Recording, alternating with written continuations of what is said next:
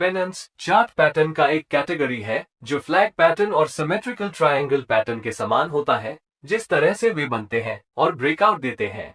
लेकिन अगर आप एक पेनेंट और एक फ्लैग को दो भाइयों की तरह मानते हैं तो पेनेंट अधिक आक्रामक भाई है क्योंकि यह विस्फोटक ब्रेकआउट्स प्रदान करता है और बहुत ज्यादा रिवॉर्ड टू रिस्क देता है। चार्ट में दो प्रकार के पेनेंट्स होते हैं, ये बुलिश पेनेंट्स और बेरिश पेनेंट्स है।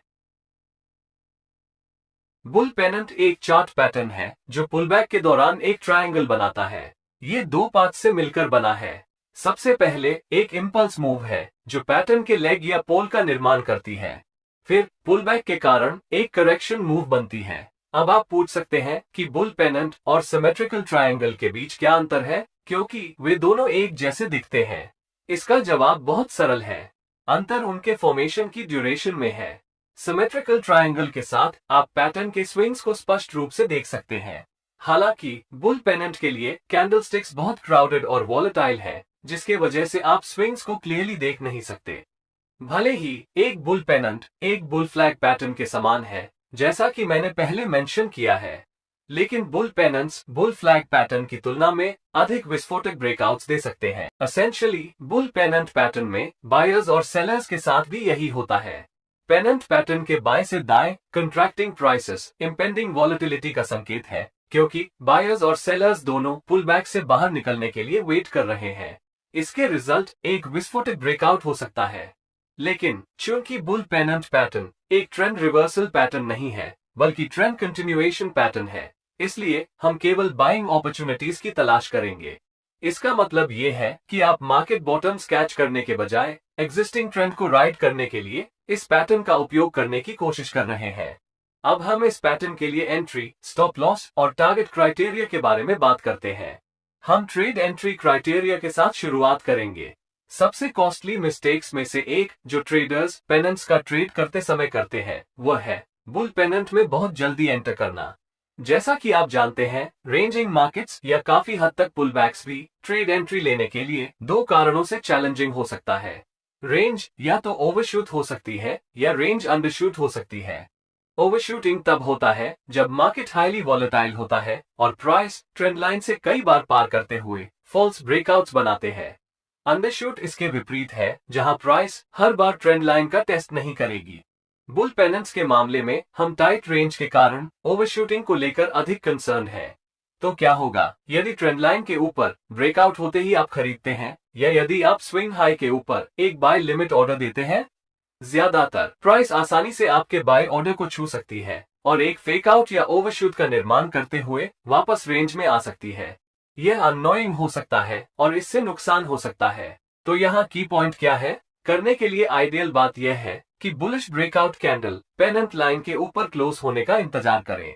यदि प्राइस इस तरह की मूव करती है तो ये स्पष्ट है कि जिन बायर्स को रेंज में स्क्वीज किया गया था वे अंततः एक्सप्लोडिंग कोक की बोतल के मामले के समान रेंज से ब्रेकआउट हो गया।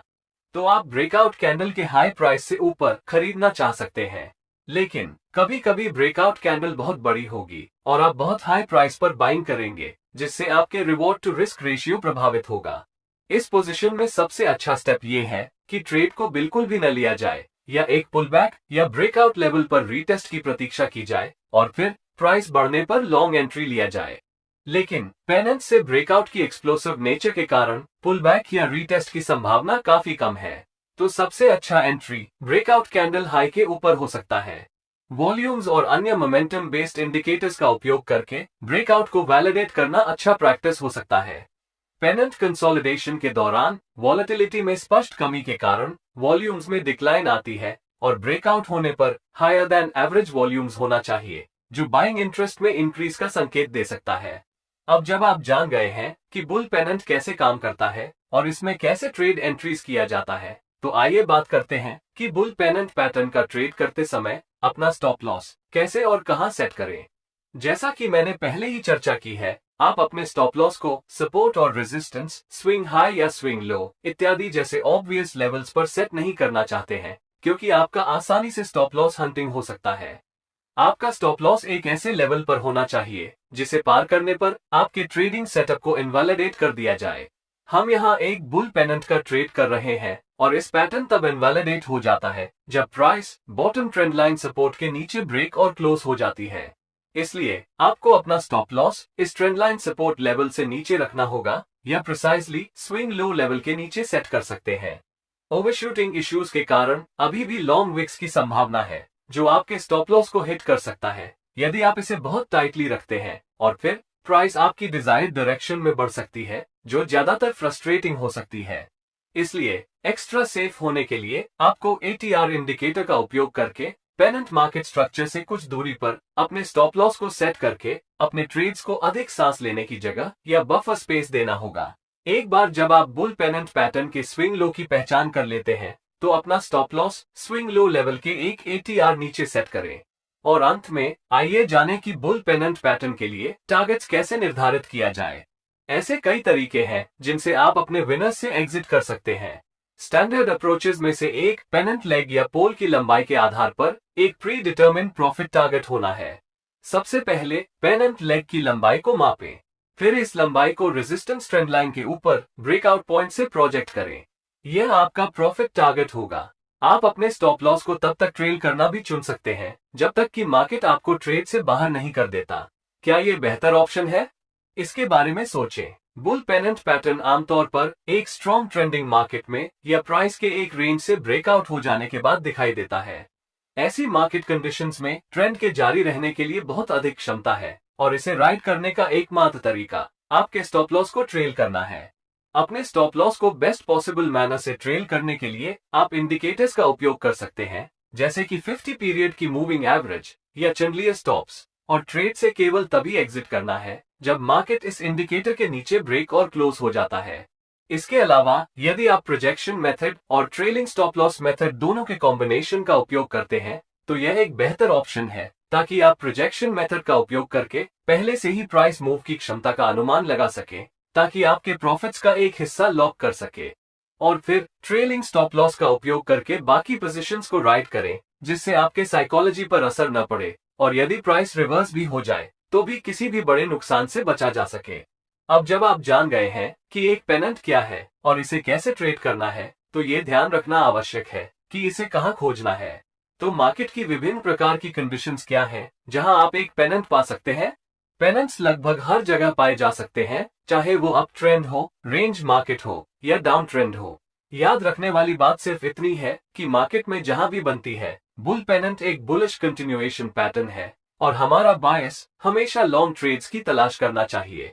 इसे ध्यान में रखते हुए आइए ईच सिचुएशन के बारे में अलग से बात करें। सबसे पहले आपको ये डिफाइन करने की आवश्यकता है कि आपकी ट्रेडिंग स्टाइल और आपके द्वारा ट्रेड की जाने वाली टाइम फ्रेम के संदर्भ में अप ट्रेंड क्या है, क्योंकि यदि आप अपनी आवश्यकताओं के आधार पर एक ट्रेंड को ऑब्जेक्टिवली डिफाइन नहीं कर सकते हैं तो एक बुल पेनेंट सेटअप को खोजना मुश्किल है जो आपकी ट्रेडिंग स्टाइल को सेटिस्फाई करता है। ट्रेंड को डिफाइन करने का सबसे आसान तरीका मूविंग एवरेजेस जैसे ट्रेंड फिल्टर्स का उपयोग करना है। शॉर्ट टर्म, मीडियम टर्म और लॉन्ग टर्म पर्सपेक्टिव के आधार पर ट्रेंड की पहचान करने के लिए आप 20 पीरियड, 50 पीरियड या 200 पीरियड आदि जैसे किसी भी मूविंग एवरेजेस का उपयोग कर सकते हैं। मान लें कि मेरे पास मीडियम टर्म का आउटलुक है या मैं एक स्विंग ट्रेडर हूं और मैं ट्रेंड को डिफाइन करने के लिए 50 SMA का उपयोग करता हूं। अगर प्राइस 50 पीरियड के मूविंग एवरेज से ऊपर है तो इसका मतलब है कि ट्रेंड बुलिश का है। फिर हम बुल पेनेंट के अवसरों की तलाश करते हैं। यदि आप एक बुल पेनेंट देखते हैं तो आप ब्रेकआउट कैंडल के हाइस के ऊपर एक लॉन्ग एंट्री लेने के लिए देख सकते हैं, और चूंकि हम नहीं जानते कि एक ट्रेंड कितनी देर तक चलती है, आप अपने स्टॉप लॉस को ट्रेल करने के लिए 50 पीरियड के मूविंग एवरेज या चैंडलियर स्टॉप्स का उपयोग कर सकते हैं। इसलिए हम केवल तभी एग्जिट करेंगे जब प्राइस 50 पीरियड के मूविंग एवरेज से नीचे या चैंडलियर स्टॉप्स के नीचे क्लोज हो जाती है। न केवल हम ट्रेंड को फिल्टर करने के लिए 50 पीरियड मूविंग एवरेजेस का उपयोग करते हैं, बल्कि अपने प्रॉफिट्स को बुक करने के लिए भी करते हैं। चूंकि बुल पेनेंट एक ट्रेंड कंटिन्यूएशन पैटर्न है, आपको ये थॉट हो सकता है कि इस टाइप का सेटअप अनफेवरेबल है। तो हम रेंज मार्केट में वास्तव में इसका कैसे ट्रेड करते हैं? सचमुच बोल रहा है तो हम रेंज में ट्रेड नहीं करेगी। अब मैं क्या सजेस्ट कर रहा हूं? इसका मतलब है कि रेंज के भीतर हाइज और लोज खरीदने की कोशिश करने के बजाय हम रेंज के पोटेंशियली एंड होने की प्रतीक्षा करते हैं। इसका मतलब ये है कि हम रेजिस्टेंस पर बुल पेनेंट पैटर्न के रूप में बनने वाले टाइट कंसोलिडेशंस या बिल्डअप्स की तलाश करते हैं। इसलिए जिस मोमेंट आप एक बुल पेनेंट को रेजिस्टेंस में बनते हुए देखते हैं, यह आपको बताता है कि बायस डोमिनेंट होने लगे हैं और एक एक्सप्लोसिव ब्रेकआउट इमिनेंट है। आप ब्रेकआउट कैंडल के ऊपर एंटर कर सकते हैं या तब भी एंट्री कर सकते हैं जब प्राइस रेजिस्टेंस के ऊपर क्लोज हो जाती है, और यदि आप लकी हैं तो आपको एक रीटेस्ट भी मिल सकता है। स्टॉप लॉस और टारगेट वही है जिनकी हमने पहले चर्चा की थी। चूंकि अभी भी कोई वैलिड ट्रेंड नहीं है, यदि आप अपने स्टॉप लॉस को ट्रेल करना चाहते हैं तो आप 20 पीरियड के मूविंग एवरेज जैसे टाइटर एवरेजेस का उपयोग कर सकते हैं। भले ही बुल पेनेंट एक ट्रेंड कंटिन्यूएशन पैटर्न है, फिर भी एक तरीका है जिससे आप डाउन ट्रेंड पर ट्रेंड कंटिन्यूएशन पैटर्न के रूप में बुल पेनेंट का उपयोग करके प्रॉफिट उठा सकते हैं। इस मेथड का मार्केट स्ट्रक्चर के साथ लेना देना है। यदि आप मार्केट स्ट्रक्चर के बारे में नहीं जानते हैं तो आप इसे मेरी प्राइस एक्शन प्लेलिस्ट से देख सकते हैं। ये काफी आसान तरीका है। आगे बढ़ने के लिए आपको कुछ चीजों की तलाश करनी होगी। सबसे पहले price downward trend line resistance के ऊपर क्लोज होनी चाहिए। हम डाउन ट्रेंड स्ट्रक्चर में ब्रेक के बारे में बात कर रहे हैं। फिर अगर प्राइस इस ट्रेंड लाइन रेजिस्टेंस के ऊपर एक बुल पेनेंट बनाती है तो आपके पास एक जैकपॉट ट्रेड है। आप यहाँ एक एंडिंग डाउन ट्रेंड और एक पोटेंशियली स्टार्टिंग अप ट्रेंड के बीच ट्रेड कर रहा है। अगर आप शुरुआत से ही अप ट्रेंड को पकड़ने में सक्षम हैं, तो आपको जबरदस्त फायदा हो सकता है। ट्रेड एंट्री, स्टॉप लॉस और टारगेट की कंडीशन समान रहेगी। रेंज मार्केट स्ट्रैटेजी के समान मैं अभी भी सजेशन देता हूं कि आप टाइट ट्रेलिंग स्टॉप लॉस का उपयोग करें, जैसे कि 20 पीरियड की मूविंग एवरेज, क्योंकि हम एक कंट्रेरियन पोजीशन ले रहे हैं। मैं बेयर पेनेंट के सभी डिटेल्स में नहीं जाऊंगा। ये बिल्कुल बुल पेनेंट्स की ऑपोजिट है। यह एक बेरिश कंटिन्यूएशन चार्ट पैटर्न है और इसमें एक स्ट्रॉन्ग बेरिश बॉडी के साथ इंपल्स कैंडल्स शामिल है, जिसके बाद छोटी कैंडल्स से जुड़ा एक टाइट कंसोलिडेशन और वॉलेटिलिटी में कॉन्ट्रैक्शन भी है। हम उम्मीद करते हैं कि price trend line support level से नीचे विस्फोटक रूप से ब्रेक करेंगे और ट्रेंड के साथ जारी रहेगा। भले ही ये पैटर्न आमतौर पर एक डाउन ट्रेंडिंग मार्केट में पाया जाता है, हम इसे तब भी देख सकते हैं जब प्राइस एक सपोर्ट लेवल से नीचे की रेंज से टूटने वाली होती है, जहां एक बिल्डअप एक बेयर पेनेंट के रूप में फॉर्म किया जाता है। आप इसे एक अप ट्रेंड के अंत में भी पा सकते हैं, जहां स्ट्रक्चर का ब्रेक बेयर पेनेंट पैटर्न के साथ होता है। अगर मुझे एंट्री क्राइटेरिया पर चर्चा करनी है तो हम केवल शॉर्टिंग अपॉर्चुनिटीज की तलाश करेंगे। चूंकि ब्रेकडाउन विस्फोटक होने की उम्मीद है, इसलिए जब breakout candle trend line support के नीचे एक क्लोजिंग देता है तो हम ट्रेड एंट्री करना चाह सकते हैं। आप ब्रेकआउट कैंडल के लो से नीचे शॉर्ट कर सकते हैं। यदि ब्रेकडाउन कैंडल बहुत बड़ी है और रिवॉर्ड टू रिस्क को अफेक्ट कर रही है तो ट्रेड को छोड़ देना या ब्रेकआउट लेवल पर वापस पुलबैक की प्रतीक्षा करना बेहतर है, जिसका पेनेंट के मामले में कम चांसेस होता है। इसलिए यह आपको डिसाइड करना है कि आप कहां एंट्री करना चाहते हैं। वॉल्यूम्स या मोमेंटम इंडिकेटर्स या दोनों का उपयोग करके हर बार ब्रेकडाउन को वैलिडेट करना सुनिश्चित करें। पेनेंट के फॉर्मेशन के दौरान वॉल्यूम्स आमतौर पर घटता है और ब्रेकआउट होने पर हायर देन एवरेज वॉल्यूम्स हो जाता है। स्टॉप लॉस को पेनेंट के स्विंग हाई लेवल से ऊपर रखा जा सकता है। स्विंग हाई के ऊपर 180 आर बफर प्रदान करना अनएक्सपेक्टेड ओवरशूट्स और स्टॉप लॉस हंटिंग को लिमिट कर सकता है। टारगेट को प्राइस प्रोजेक्शन मेथड का उपयोग करके रखा जा सकता है, जहां लेग की लंबाई को ब्रेकडाउन पॉइंट के नीचे प्रोजेक्ट करके टारगेट सेट किया जाता है, या जब आप ट्रेंड राइड करने की योजना बना रहे हो तो सूटेबल मूविंग एवरेजेस का उपयोग करके स्टॉप लॉस को ट्रेल करें। आपको तभी एग्जिट करना है जब प्राइस मूविंग एवरेज से ऊपर क्लोज होता है। आगे बढ़ते हुए अब हम ट्रायंगल पैटर्न्स पर ध्यान केंद्रित करते हैं, नेमली असेंडिंग ट्रायंगल और डिसेंडिंग ट्रायंगल चार्ट पैटर्न्स। चलिए शुरू करते हैं। असेंडिंग ट्रायंगल एक बुलिश चार्ट पैटर्न है जो संकेत देता है कि मार्केट ऊपर जाने वाला है। जैसा कि आप देख सकते हैं, असेंडिंग ट्रायंगल में एक सीरीज ऑफ हायर लोज होती है जो एक रेजिस्टेंस लाइन तक पहुंचती है। ये कुछ पॉसिबल रीजन से बुलिश स्ट्रेंथ का संकेत है। हायर लोज इस बात का संकेत है कि बायर्स हायर प्राइसेस पर बाय करने को तैयार है। ऐसा इसलिए है क्योंकि अगर बायर्स हायर प्राइसेस पर बाय करने के लिए तैयार नहीं है तो आप रेजिस्टेंस में हायर लोज को नहीं देखेंगे।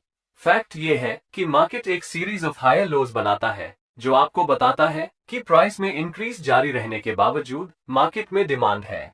दूसरी बात यह है कि सेलिंग प्रेशर नहीं है।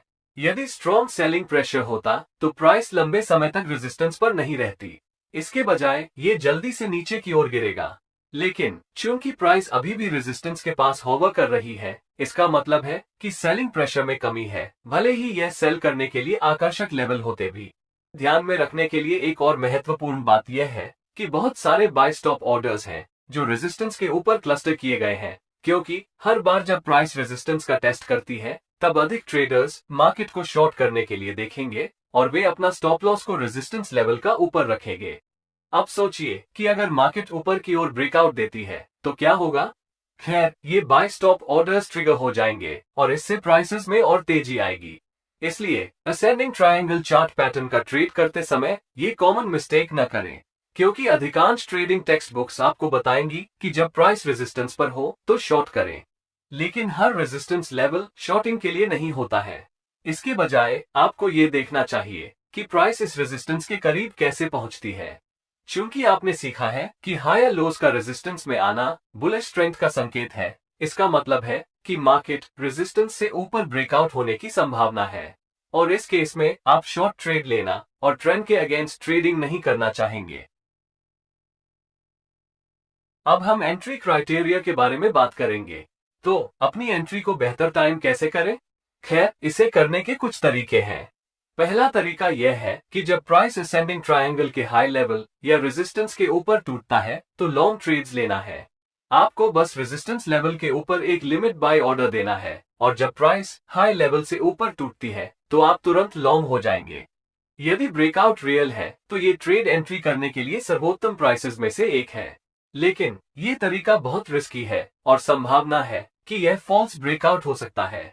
यह अगली मेथड पिछले अप्रोच के समान है। फर्क सिर्फ इतना है कि आप प्राइस का असेंडिंग ट्रायंगल पैटर्न के हाई लेवल से ऊपर ब्रेक और क्लोज होने की वेट करते हैं। एक बार कैंडल क्लोज हो जाने पर आप ब्रेकआउट कैंडल हाई के ऊपर लॉन्ग एंट्री कर सकते हैं। ये फॉल्स ब्रेकआउट्स की संभावना को कम करता है। लेकिन यदि मोमेंटम स्ट्रांग है तो आप अपने ट्रेड में बहुत हाई प्राइसेस पर एंटर करेंगे।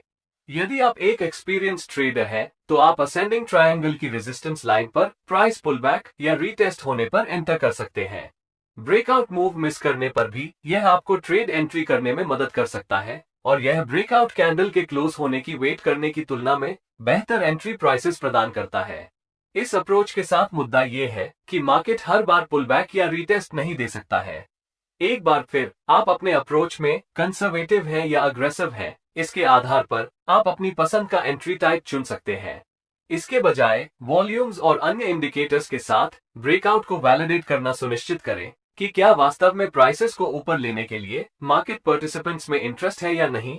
अब एक प्रॉपर स्टॉप लॉस कैसे सेट करें ताकि आप बहुत जल्दी ट्रेड से स्टॉप्ड आउट न हो जाएं। आपका स्टॉप लॉस एक ऐसे लोकेशन पर होना चाहिए जहां प्राइस पहुंचने पर आपके ट्रेडिंग सेटअप को इनवैलिडेट कर दिया जाएगा। इसका मतलब ये है कि अगर मार्केट स्टॉप लॉस पर पहुंच जाता है तो आपको अपने आप पता चल जाएगा कि आप गलत हैं। इसलिए रेजिस्टेंस लेवल के नीचे स्टॉप लॉस रखना एक अच्छा आइडिया नहीं है। फिर और कहां रखें, इसके बारे में सोचो। आपके स्टॉप लॉस को सेट करने के लिए आइडियल लोकेशन कहां है ताकि यदि मार्केट उस तक पहुंच जाए तो आपको पता चल जाए कि असेंडिंग ट्रायंगल पैटर्न इनवैलिड है। चूंकि पैटर्न हायर स्विंग लोज बनाता है और यदि प्राइस रीसेंट स्विंग लो से नीचे जाती है और लोअर लो बनाती है तो हम सुनिश्चित हो सकते हैं कि एनालिसिस गलत था। तो ये ठीक वही जगह है जहां आपको अपना स्टॉप लॉस रखने की जरूरत है, यानी रीसेंट स्विंग लो के ठीक नीचे। आप रीसेंट स्विंग लो के नीचे 180R बफर जोड़कर प्राइस को कुछ सांस लेने की जगह भी दे सकते हैं। मुझे आशा है कि यह क्लियर है। अब मैक्सिमम प्रॉफिट्स के लिए अपने विनिंग ट्रेड से कहां एग्जिट करें? हमेशा की तरह दो टेक्निक्स हैं जिन पर आप विचार कर सकते हैं। पहला ट्रेलिंग स्टॉप लॉस मेथड है और दूसरा है प्राइस प्रोजेक्शन मेथड।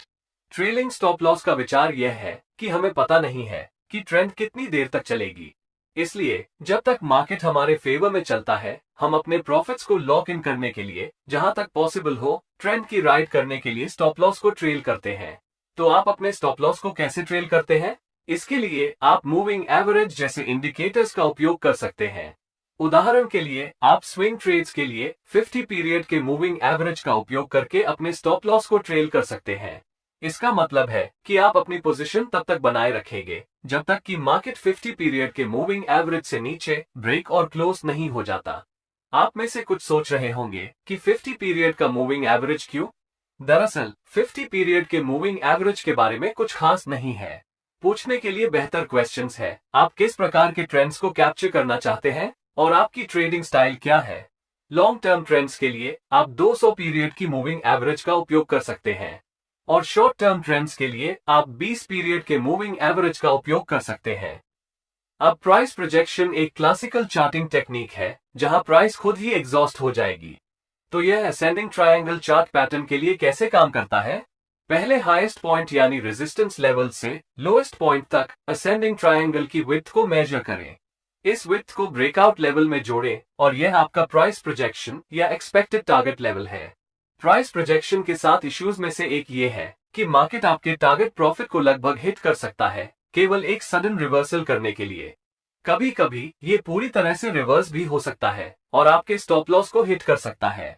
तो ऐसा कुछ होने से बचने के लिए आपको क्या करना चाहिए? इसके लिए ट्रेलिंग स्टॉप लॉस और प्राइस प्रोजेक्शन कॉम्बो बनाएं, यानी आप दोनों टेक्निक्स को कंबाइन कर सकते हैं।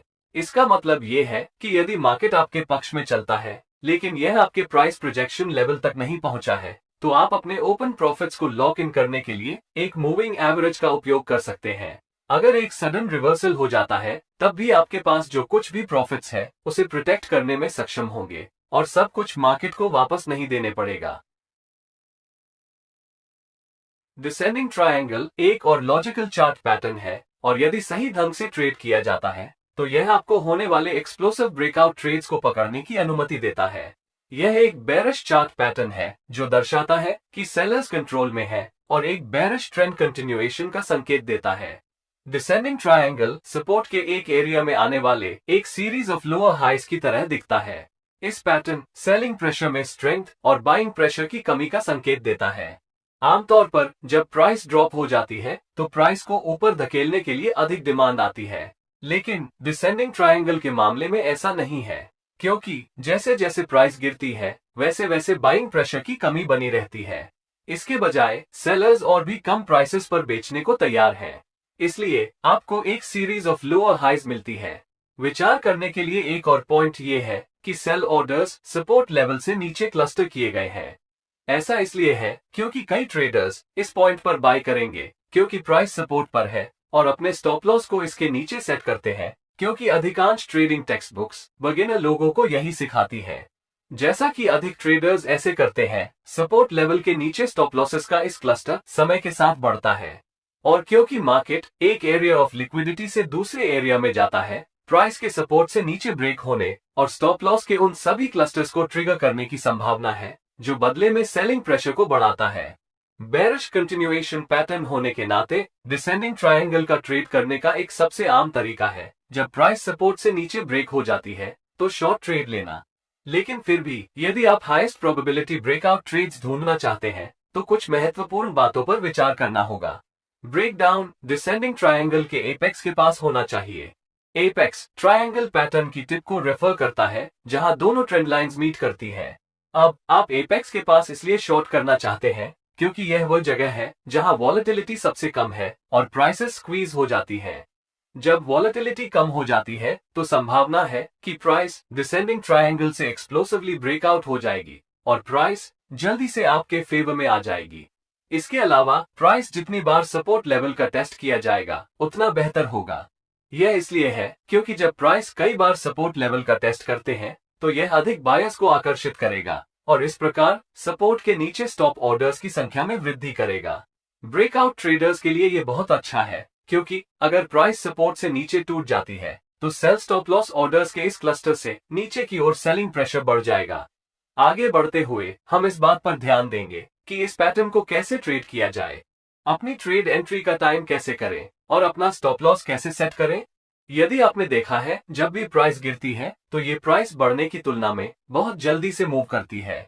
इसलिए यदि आप ब्रेकआउट कैंडल के सपोर्ट लेवल से नीचे क्लोज होने का इंतजार करते हैं तो संभावना है कि प्राइस बहुत रैपिडली गिर सकती है और आपको मार्केट का पीछा करना पड़ेगा।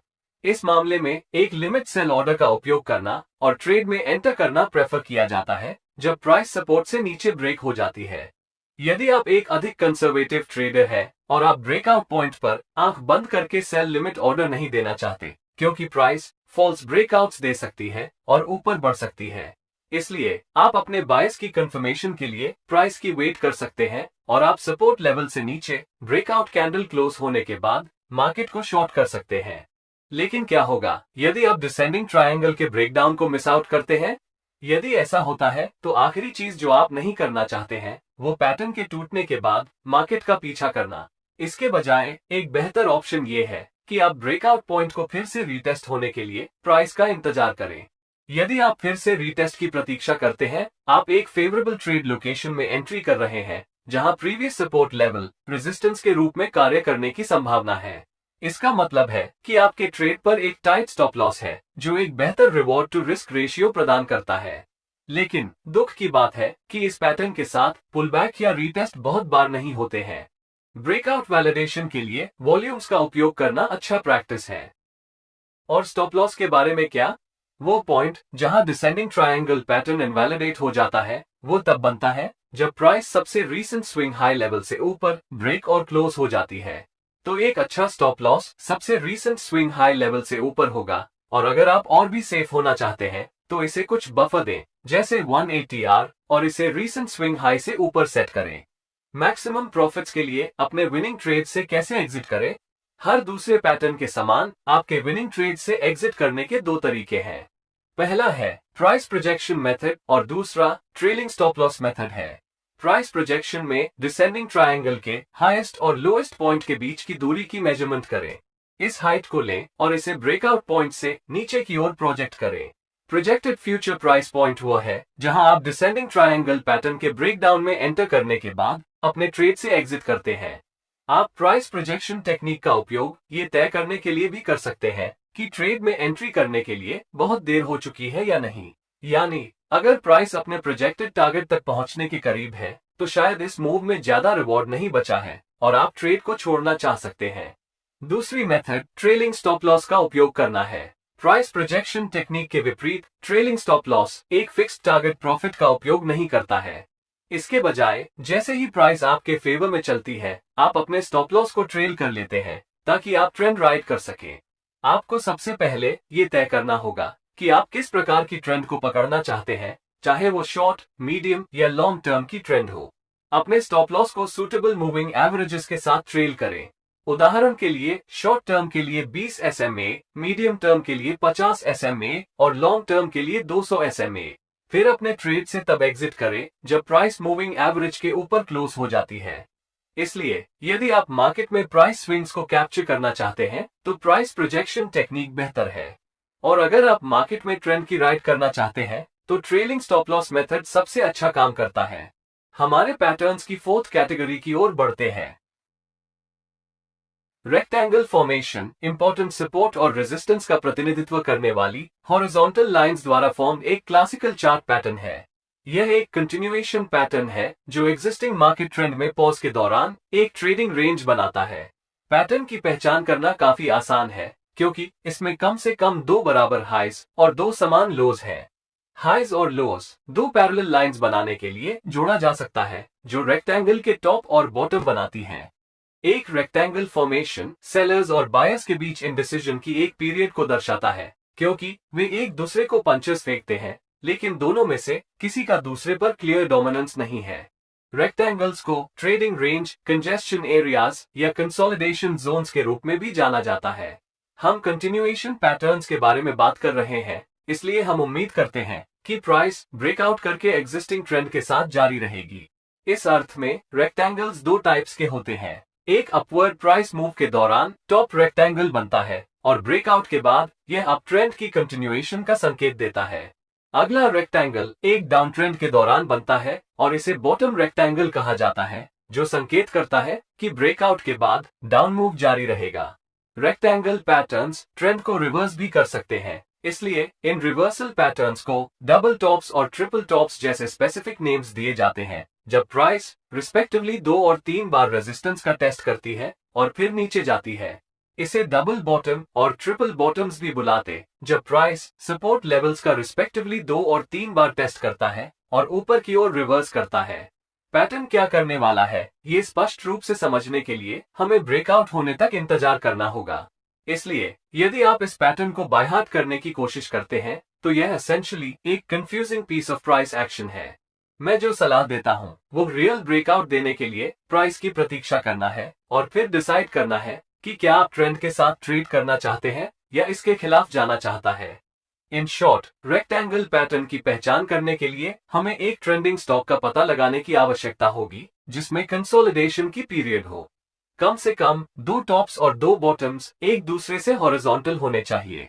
इस स्टॉक के बिहेवियर से पता चलता है कि प्राइस एक बॉक्स के अंदर लॉक्ड है।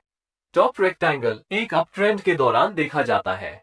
आपको पैटर्न के टॉप लेवल के माध्यम से एक ब्रेकआउट नोटिस करना होगा। ये कंफर्म करेगा कि बुलिश मूव वापस आ रही है। जब पैटर्न बुलिश ट्रेंड को जारी रखने के लिए रेजिस्टेंस लेवल के ऊपर एक ब्रेकआउट बनाता है, तो ट्रेडर्स लॉन्ग पोजीशन में एंटर कर सकते हैं।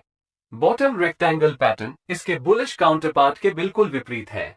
ये पैटर्न डाउन ट्रेंड के दौरान होता है। पैटर्न की कंफर्मेशन करने के लिए प्राइस को पैटर्न के लोअर सपोर्ट लेवल को तोड़ना होगा। बेरिश ट्रेंड को जारी रखने के लिए जब प्राइस रेंज के निचले हिस्से को तोड़ती है, तो ट्रेडर्स शॉर्ट पोजीशंस में एंटर करना चाहते हैं। जब आप रेक्टेंगल पैटर्न को देखते हैं, तो कैसे ट्रेड करें? यदि आप एक अग्रेसिव ट्रेडर हैं जो एंट्री लेने के लिए बेस्ट पॉसिबल प्राइस की तलाश कर रहे हैं, तो एक टॉप रेक्टेंगल पैटर्न के लिए आप एक लॉन्ग ट्रेड में एंटर कर सकते हैं जब प्राइस रेजिस्टेंस लेवल से ऊपर टूट जाती है। इसका डाउनसाइड ये है कि यह एक फॉल्स ब्रेकआउट हो सकता है और आप पोजीशन से स्टॉप्ड आउट हो सकता है। अगला अप्रोच अधिक कंजर्वेटिव है। हम ब्रेकआउट कैंडल रेजिस्टेंस लेवल से ऊपर क्लोज होने का इंतजार करेंगे। ज्यादातर इस मेथड से फेकआउट्स में फंसने की संभावना कम हो जाएगी। इसमें केवल एक लिमिटेशन यह है कि जब प्राइस बहुत अधिक मोमेंटम के साथ ब्रेक होती है, तो आपको बहुत हाई प्राइसेस पर बाइंग करना पड़ेगा। फाइनली क्या होगा यदि आप ब्रेकआउट को पूरी तरह से मिस आउट करते हैं? ओनली अवेलेबल ऑप्शन एक पुलबैक की वेट करना या रेजिस्टेंस टर्न सपोर्ट लेवल पर प्राइस रीटेस्ट होना और फिर वहां से लॉन्ग एंट्री लेना है। यदि दोबारा रीटेस्ट नहीं होता है, तो प्राइस के पीछे न भागे, बस इसे ट्रेड करने से बचें। आपको और भी बेहतर ट्रेड्स मिलेंगे। सुनिश्चित करें कि ब्रेकआउट के दौरान वॉल्यूम्स बढ़ता है, जो हाई बाइंग इंटरेस्ट का संकेत देता है। ऐसा करने के लिए आप MACD, RSI आदि जैसे इंडिकेटर्स का भी उपयोग कर सकते हैं। आमतौर पर एक बेरिश ब्रेकडाउन के साथ एक बॉटम रेक्टेंगल पैटर्न के लिए हमारी प्राइमरी इंस्टिंक्ट बेचने की होनी चाहिए। यहाँ भी 3 ट्रेड एंट्रीज संभव है। ब्रेकडाउन होने पर सबसे अग्रेसिव एंट्री होता है। अधिक कंजर्वेटिव अप्रोच सपोर्ट लेवल के नीचे ब्रेकडाउन कैंडल के क्लोज होने की कंफर्मेशन की वेट करना है। अंतिम ऑप्शन ये है कि यदि आप ब्रेकडाउन को मिस आउट कर गए हैं, तो फिर आप पुलबैक या रीटेस्ट की प्रतीक्षा करें। इसलिए मैं ऑप्टिमल एंट्री डिसाइड करने की फैसला आप पर छोड़ता हूं। वॉल्यूम्स और अन्य मोमेंटम बेस्ड इंडिकेटर्स के साथ ब्रेकआउट को वैलिडेट करना सुनिश्चित करें। अब हम प्रॉपर स्टॉप लॉस सेट करना सीखेंगे। हम नहीं चाहते कि स्टॉप लॉस हमारे रिस्क मैनेजमेंट को प्रभावित करे। इसलिए जब आप एक रेक्टेंगल ब्रेकआउट देखते हैं, तो सपोर्ट और रेजिस्टेंस के बीच की दूरी को मापें और फिर इस विड्थ के मिडिल में अपना स्टॉप लॉस लगाएं। ये टॉप और बॉटम रेक्टेंगल्स दोनों पर अप्लाई होता है। ऐसा करने से आपका पोजीशन सिक्योर्ड रहेगा। तब आपको पता चल जाएगा कि आप जो इस ट्रेड से मैक्सिमम अमाउंट खो सकते हैं, वो पैटर्न के आधे विड्थ के बराबर है। एक रेक्टेंगल ब्रेकआउट पैटर्न पर खरीदने या बेचने के बाद स्टॉप लॉस को मिड पॉइंट पर रखा जाना चाहिए, क्योंकि ट्रेंड जारी रहने से पहले ब्रेकआउट में शेकआउट्स होने की संभावना होगी। इसलिए यदि आप स्टॉप लॉस को ब्रेकआउट पॉइंट पर या उसके ठीक नीचे रखते हैं, तो ट्रेंड के साथ राइड शुरू करने से पहले स्मार्ट मनी अधिक शेयर्स बेस्ट प्राइसेस पर एक्वायर करने के लिए आपके स्टॉप लॉसेस को हिट कर देगी। अब बात करते हैं कि कैसे एक प्रॉफिटेबल ट्रेड से एग्जिट करें। रेक्टेंगल पैटर्न का ट्रेड करते समय मिनिमम टारगेट के बारे में एक क्लियरली स्टेटेड रूल है। आपको पैटर्न के विड्थ के बराबर मिनिमम प्राइस मूव के लिए अपने ट्रेड में बने रहना चाहिए। यह इंप्लाई करता है कि रेक्टेंगल के सपोर्ट और रेजिस्टेंस के बीच की विड्थ को ब्रेकआउट मोमेंट से चार्ट पर प्रोजेक्ट करना चाहिए। चूंकि स्टॉप लॉस रेक्टेंगल रेंज के मिडिल पॉइंट पर है, इसका मतलब है कि टारगेट के साइज स्टॉप लॉस का 2 गुना है। इससे रिवॉर्ड टू रिस्क रेशियो 2:1 हो जाता है। जब तक यह मूव एग्जॉस्ट नहीं हो जाता, तब तक आप ट्रेंड को राइड करने के लिए ट्रेलिंग स्टॉप लॉस मेथड का उपयोग कर सकते हैं। हाँ, आप सही हैं, सूटेबल पीरियड का मूविंग एवरेजेस इसमें आपकी मदद कर सकता है। एक और तरीका है जिससे ट्रेडर्स रेक्टेंगल्स का ट्रेड कर सकते हैं। यदि पैटर्न की विड्थ बहुत अधिक है तो आप सपोर्ट लेवल पर बाय और रेजिस्टेंस लेवल पर सेल कर सकते हैं। इसका उपयोग इंट्राडे या स्विंग स्ट्रैटेजी के रूप में किया जा सकता है यदि यह decent reward to risk ratio प्रदान करता है। यदि आपके पास एक टॉप रेक्टेंगल पैटर्न है तो आप बॉटम सपोर्ट लेवल से एक लॉन्ग एंट्री ले सकते हैं और अपने स्टॉप लॉस को कंसोलिडेशन के दौरान सबसे लोएस्ट विक या कैंडल के नीचे रख सकते हैं। टारगेट स्पष्ट रूप से रेजिस्टेंस लेवल होगा।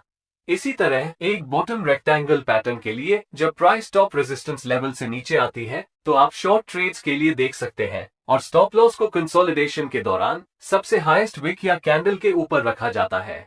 टारगेट लोअर सपोर्ट लेवल हो सकता है। कभी कभी यदि ब्रेकआउट भी हो जाता है तो यह मेथड आपको ब्रेकआउट होने से पहले ही बेस्ट पॉसिबल प्राइस प्रोवाइड करती है।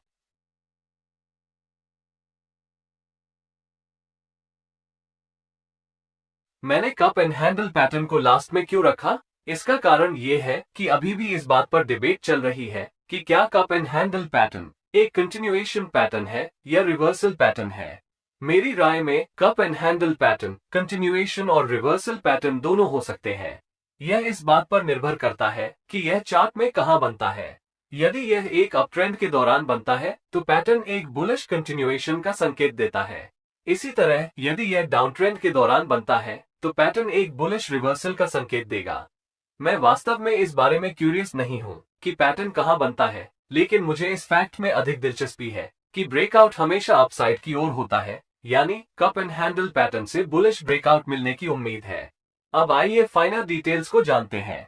पैटर्न में दो पार्ट्स होते हैं, जैसा कि नाम से पता चलता है, एक कप, एक हैंडल और एक नेकलाइन जो रेजिस्टेंस के रूप में कार्य करता है। बेरिश डिक्लाइन के बाद कप बनता है। इसके बाद स्मॉलर या वीकर कैंडल्स के साथ कंसोलिडेशन की पीरियड होती है जो मार्केट बॉटमिंग के संकेत दिखाती है, जिसके बाद प्राइस रेजिस्टेंस की ओर हायर हाइज बनाती है। ये दर्शाता है कि बुल्स धीरे धीरे बेयर से आगे निकल जाते हैं।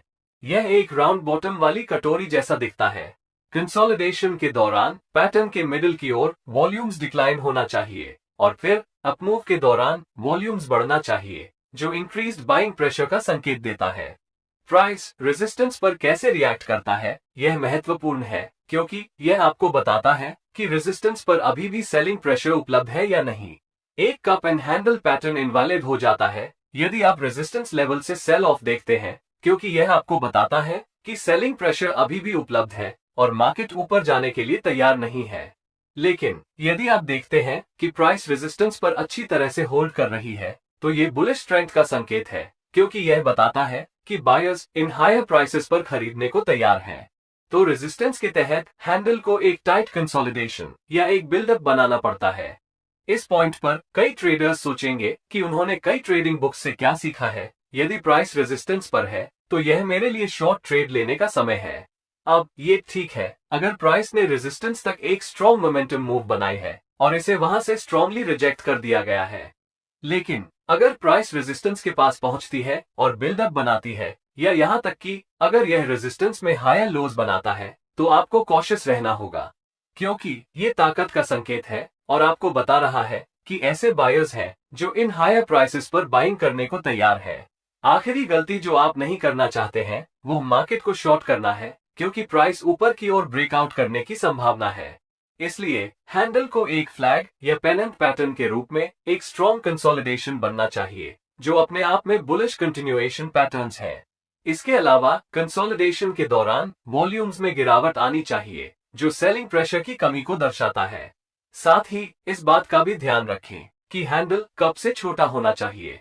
हैंडल को कप के लोअर हाफ से नीचे नहीं गिरना चाहिए और आइडियली इसे कप के अपर थर्ड पार्ट में रहना चाहिए। हैंडल जितना गहरा नीचे जाएगा, मार्केट के ऊपर की ओर ब्रेकआउट होने की संभावना उतनी ही कम होगी। हैंडल प्राइसेस को कम करने के लिए आखिरी बेरिश अटेम्प्ट है, और जब प्राइस हैंडल के ऊपर ब्रेकआउट हो जाती है तो हम उम्मीद करते हैं कि प्राइसेस में राइज होगी।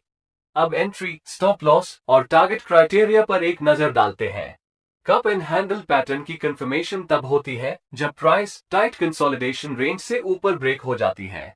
तो ये सबसे अग्रेसिव और सबसे चीपेस्ट एंट्री प्राइस है जो आप पा सकते हैं।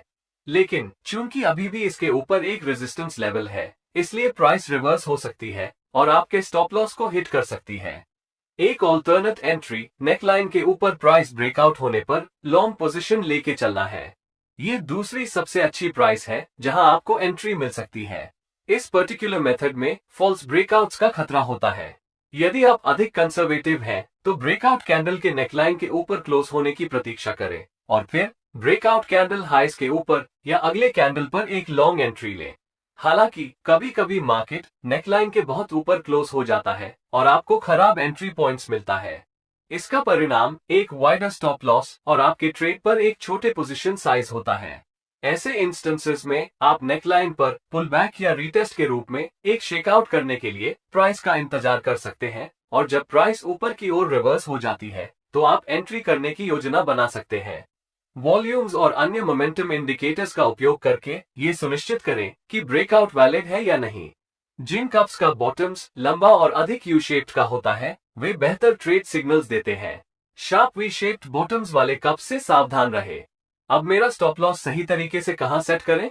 जब भी आप स्टॉप लॉस लगाते हैं तो उसे हमेशा इस रूल का पालन करना चाहिए। आपका स्टॉप लॉस एक ऐसे लेवल पर रखा जाना चाहिए जहां अगर मार्केट उस लेवल तक पहुंचता है तो आपका ट्रेडिंग सेटअप इनवैलिडेट हो जाता है। अपने आप से पूछें, कप एंड हैंडल पैटर्न कब इनवैलिड बनेगा? एक कप एंड हैंडल इनवैलिड तब होती है जब प्राइस पैटर्न के हैंडल के नीचे ब्रेक और क्लोज हो जाता है। स्टॉप लॉस प्लेसमेंट एक बुल फ्लैग या बुल पेनेंट पैटर्न के मामले के सिमिलर होती है। अब आप अपने स्टॉप लॉस को हैंडल के एग्जैक्ट लोज पर नहीं रखना चाहते हैं क्योंकि मार्केट उस एरिया ऑफ वैल्यू पर ट्रेड कर सकता है और लिक्विडिटी लेकर रिवर्स हो सकता है। इसके बजाय इसे हैंडल के नीचे कुछ 180 आर बफर स्पेस देकर सेट करें। अब बात करते हैं अपने विनिंग ट्रेड से कैसे एग्जिट करें। पहली मेथड स्पष्ट रूप से क्लासिक प्राइस प्रोजेक्शन मेथड है। यहाँ हम कप की हाइट को कप के बॉटम से नेकलाइन तक मापते हैं और फिर इसे ब्रेकआउट पॉइंट से नेकलाइन के ऊपर प्रोजेक्ट करते हैं। यह आपका फ्यूचर प्रॉफिट टारगेट होगा। दूसरी मेथड अपने स्टॉप लॉस को ट्रेल करने और बड़े ट्रेंड्स की राइड करने के लिए मूविंग एवरेजेस का उपयोग करना है। अब ट्रेंडिंग मार्केट्स में प्राइस लॉन्ग पीरियड्स के लिए मूविंग एवरेज से ऊपर रह सकती है। इसलिए आप जो करेंगे वो आपके स्टॉप लॉस को ट्रेल कर देना है क्योंकि प्राइस मूविंग एवरेज से ऊपर बनी हुई है और जब प्राइस मूविंग एवरेज के नीचे क्लोज होने पर आप पोजीशन से एग्जिट कर सकते हैं।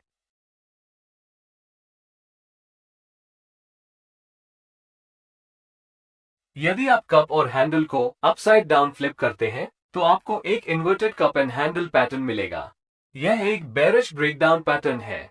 एक ट्रेंड में कहां बनता है इसके आधार पर यह एक बेरिश कंटिन्यूएशन पैटर्न या एक बेरिश रिवर्सल पैटर्न हो सकता है, लेकिन हमें इसमें सबसे कम दिलचस्पी है कि यह कहां बनता है।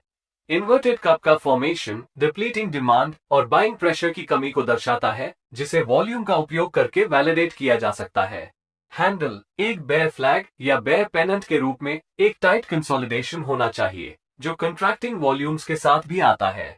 यदि हैंडल कप के 50% या ऊपर से अधिक जाते हैं तो बेहतर होगा कि इसे एक वैलिड पैटर्न के रूप में न माने क्योंकि नेकलाइन सपोर्ट लेवल पर अभी भी पर्याप्त बाइंग प्रेशर उपलब्ध है जो प्राइसेस को और ऊपर पुश कर रहा है।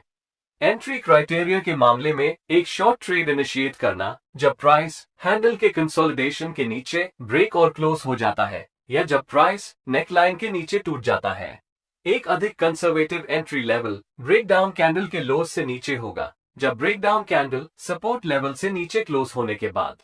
यदि आप ट्रेड एंट्री मिस आउट किया है तो आप नेकलाइन पर एक पुलबैक या रीटेस्ट की प्रतीक्षा करें और जब प्राइस नीचे की ओर रिवर्स हो जाती है तो एक शॉर्ट ट्रेड लेना। स्टॉप लॉस को हैंडल के ऊपर 180 आर बफर के साथ रखा जा सकता है। टारगेट को इन्वर्टेड कप की हाइट के बराबर यानी नेकलाइन से कप के टॉप तक सेट किया जा सकता है और ब्रेकडाउन पॉइंट से नेकलाइन के नीचे प्रोजेक्ट किया जा सकता है। पूरे ट्रेंड को राइड करने का एक और तरीका मूविंग एवरेजेस का उपयोग करके ट्रेलिंग स्टॉप लॉस मेथड का उपयोग करना और जब प्राइस एवरेज से ऊपर क्लोज होते ही ट्रेड से बाहर निकलना है। अब यह एक ही वीडियो में सारे मेजर कंटिन्यूएशन पैटर्न्स हैं। मुझे उम्मीद है कि यह वीडियो आपको प्रत्येक पैटर्न के पीछे के लॉजिक को समझने में मदद करेगा। सीखना सुनिश्चित करें और चार्ट पर उन्हें पहचानने में प्रयास करें और यह भी देखें कि आपके लिए कौन सा पैटर्न्स काम करता है। फिर उन्हें कई चार्ट्स पर बैक टेस्ट करें। सभी नए वीडियो अपडेट्स प्राप्त करने के लिए चैनल को सब्सक्राइब करना न भूलें और बेल आइकॉन को अनेबल करें। मैं आपसे